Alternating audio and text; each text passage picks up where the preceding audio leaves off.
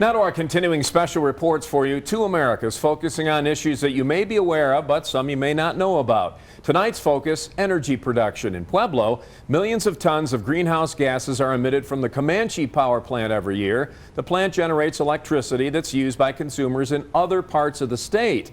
Xcel Energy preparing to close some of its coal-burning operations at that site. But as News 5's Andy Cohen reports, environmental activists questioning why the company can't close it sooner.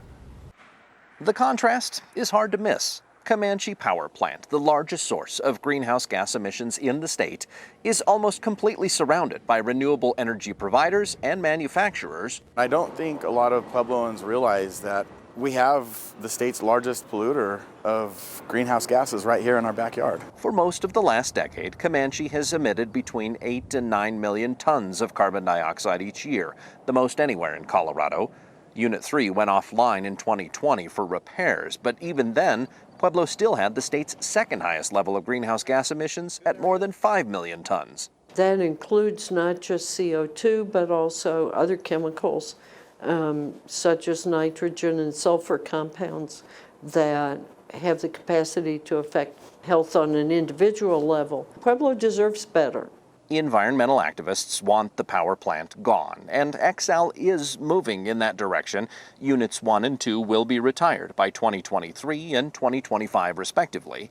In February, the company announced a new clean energy plan that moves up the retirement date for Unit 3 to 2040. The facility would run at a reduced capacity for its final decade, but the repairs here raise an important point. Why keep your least reliable power plant operating as your backup for emergencies? State regulators reported in March that all of the extra maintenance and repair costs at Unit 3 have driven up the average cost of production to more than $66 per megawatt hour. That's about $20 an hour higher than what was forecast when the plant was built. It's also higher than just buying electricity on the wholesale market. It worked out to be more expensive for Xcel's Denver-based ratepayers when the plant was online.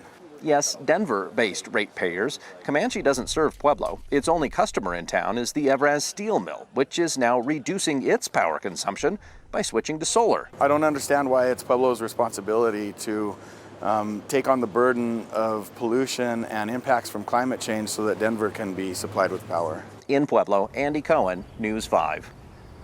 Now, the Colorado Public Utilities Commission will hold a public hearing on Xcel Energy's 2021 Clean Energy Plan next Thursday, October 28th, at the El Pueblo History Museum. That meeting set to begin at 4 and end at 6. And for more in-depth Two Americas stories like this, we have an entire section on our website, KOAA.com.